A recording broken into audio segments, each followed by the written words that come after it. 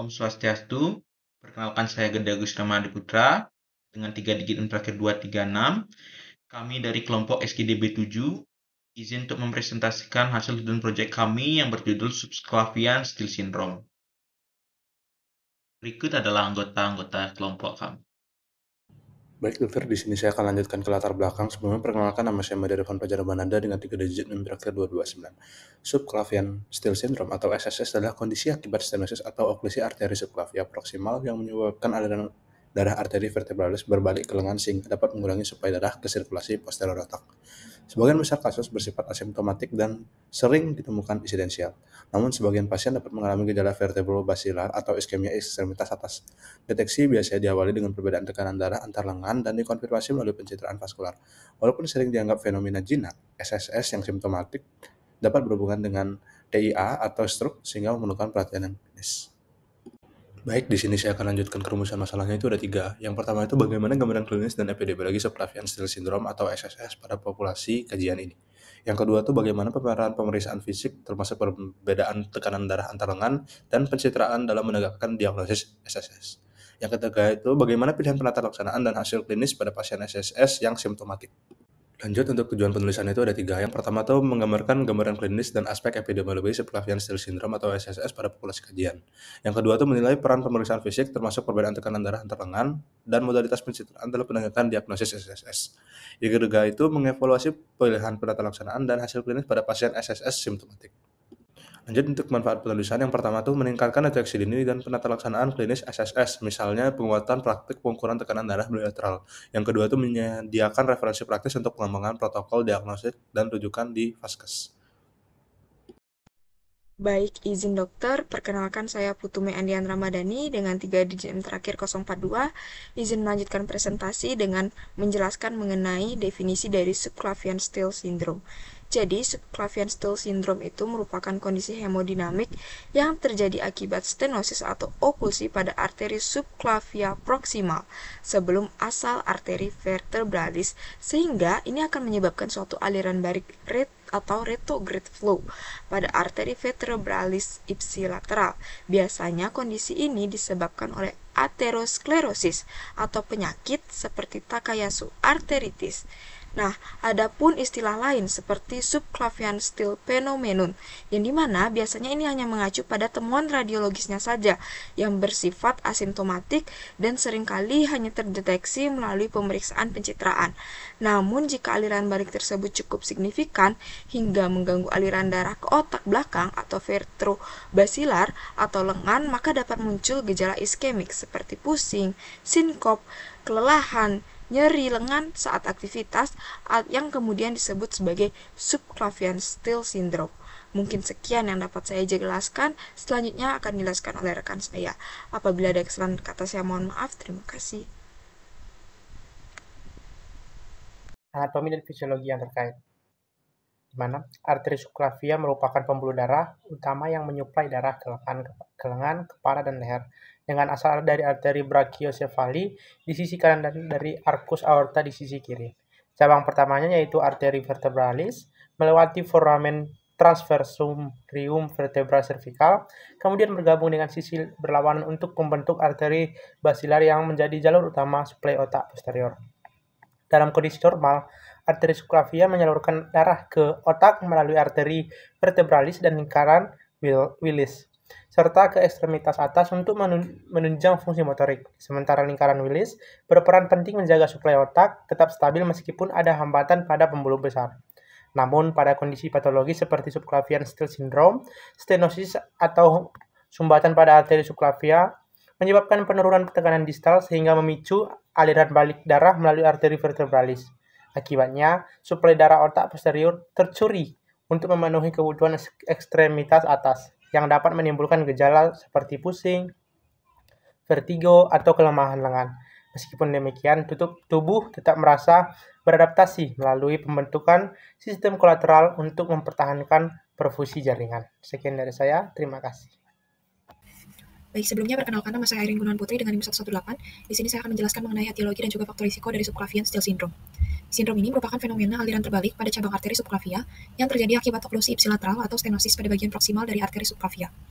Perbedaan tekanan ini menyebabkan darah dari arteri vertebralis yang seharusnya mengalir ke arah otak bagian posterior akan berbalik arah atau aliran retrograd untuk menyuplai darah ke lengan melalui arteri subclavia yang tersumbat. Hal ini kemudian akan menyebabkan penurunan perfusi pada sistem vertebrobasilar sehingga menimbulkan gejala iskemik pada otak bagian posterior, terutama saat lengan yang terkena digunakan untuk aktivitas fisik. Subclavian Steele syndrome paling sering terjadi pada sisi kiri karena sudut tajam dari pangkal arteri subclavia yang meningkatkan turbulensi aliran darah, serta mencetuskan terjadinya aterosklerosis pada persimpangan aorta subclavia. Aterosklerosis merupakan penyebab tersering dari subclavian Steele syndrome. Hal ini disebabkan karena aterosklerosis dapat menyebabkan stenosis atau oklusi pada arteri subclavia proksimal yang memicu aliran balik dari arteri vertebralis ke ekstremitas atas, sehingga mengurangi aliran darah ke otak posterior. Penyebab lain juga meliputi arteritis kronis seperti Takayasu arteritis atau giant cell arteritis, diseksi arteri subclavia, trauma tumpul atau tembus pada daerah leher atau dada atas, kompresi eksternal akibat tumor atau massa mediastinum, dan kelainan kongenital pada arteri subclavia seperti hipoplasia atau malformasi vaskular. Pada beberapa kasus, sindrom ini juga dapat muncul pasca intervensi bedah atau prosedur kateterisasi pada arteri subclavia yang menimbulkan cedera dinding pembuluh darah dan trombosis. Sebagian besar faktor risiko pada subclavian Steele syndrome berikatan dengan faktor risiko aterosklerosis.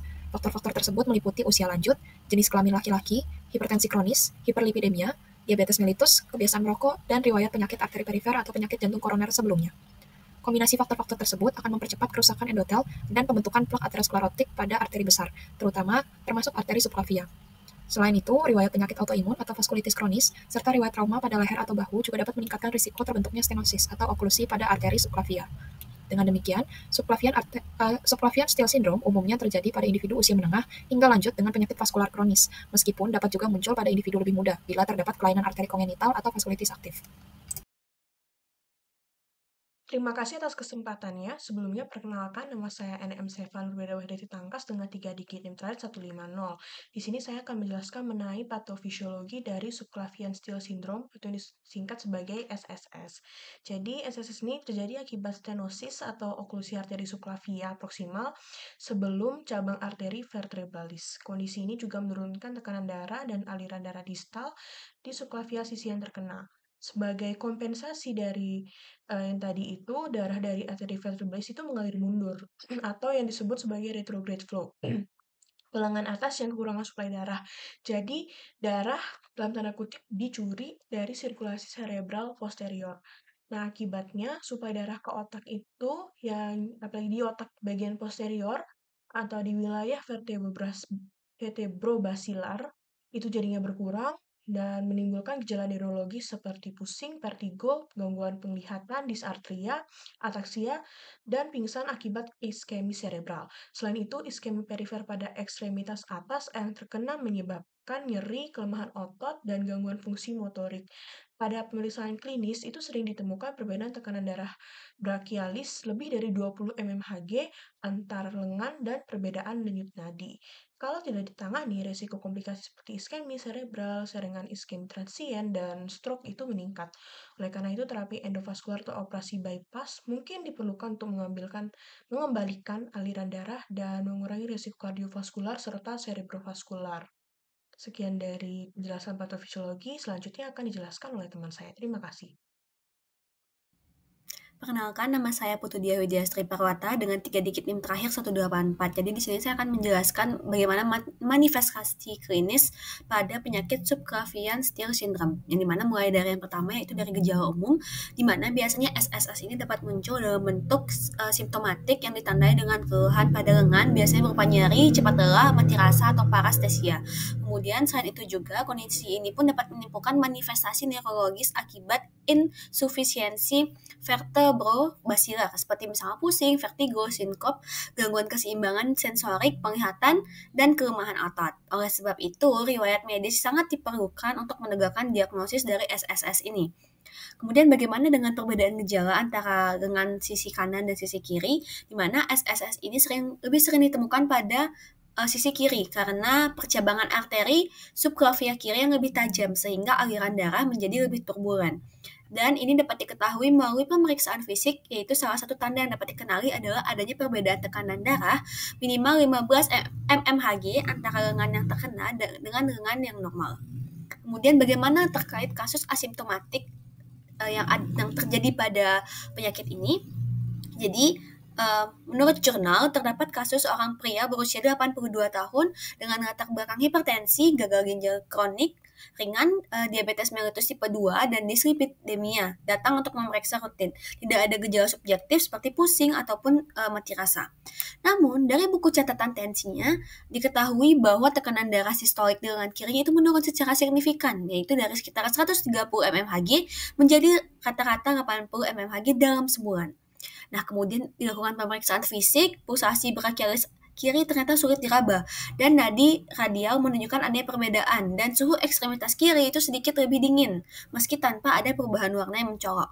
Nah, dari sebab itu, kecurigaan terhadap penyakit SSS ini muncul, dan muncul secara asimptomatik, kemudian dikonfirmasi melalui CT kontras. Sekian yang dapat saya sampaikan, terima kasih. Perkenalkan, nama saya Michael Alphonse Wong dengan 3 GNIM terakhir 210, izin untuk melanjutkan penjelasan pada bagian diagnosis.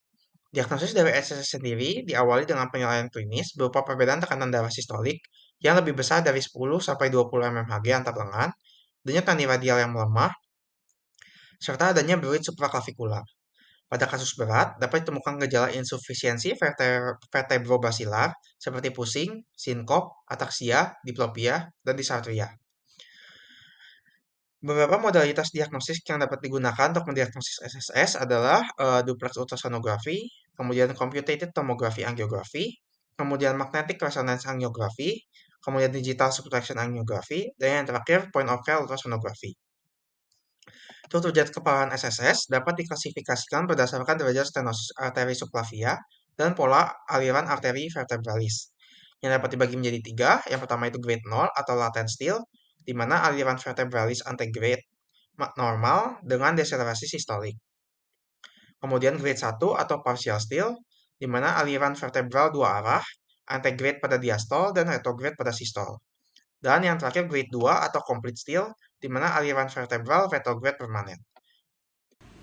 Izinkan saya melanjutkan presentasinya. Sebelumnya perkenalkan saya Putu Gede Kesawardana dengan TN terakhir 182.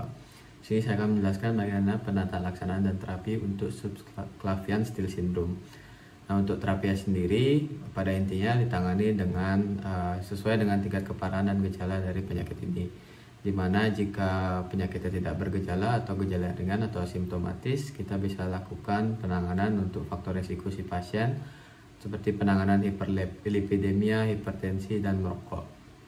Kemudian jika penyakit ini memiliki gejala, biasanya kita lakukan revaskularisasi dengan pemasangan stent atau dilakukannya angioplasti. Dan kemudian jika bergejala dan penyakitnya sangat parah seperti lesinya sangat terkalsifikasi atau ada kegagalan terapi dari revaskularisasi tadi, kita bisa lakukan yang namanya carotid subclavian bypass surgery. Perkenalkan, saya Gusti Murakama Bagus Putra dengan 3.124. Saya akan menjelaskan mengenai prognosis dan pemantauan jangka panjang untuk subclavian Still syndrome ini. Jadi kalau misalnya itu asimptomatik, maka prognosisnya akan baik dan jarang terjadi stroke iskemik posterior. Jadi cukup di terapi konservatif itu juga kontrol dari faktor resikonya. Kemudian jika misalnya dia asimptomatik yang ada seperti pusing, vertigo, sinkop, TIA, kalbisio lengan, dan juga penyakit vaskular lain itu, resiko neurologisnya lebih tinggi dan juga revaskularisasi itu menjadi lebih relevan untuk dilakukan. Lalu kemudian jika dilakukan tindakan endovaskular, keberhasilan teknisnya lebih tinggi, komplikasinya rendah, dan juga hasil jangka menengahnya baik. Kemudian jika dilakukan covert stent, potensinya lebih baik dibandingkan bare metal stent.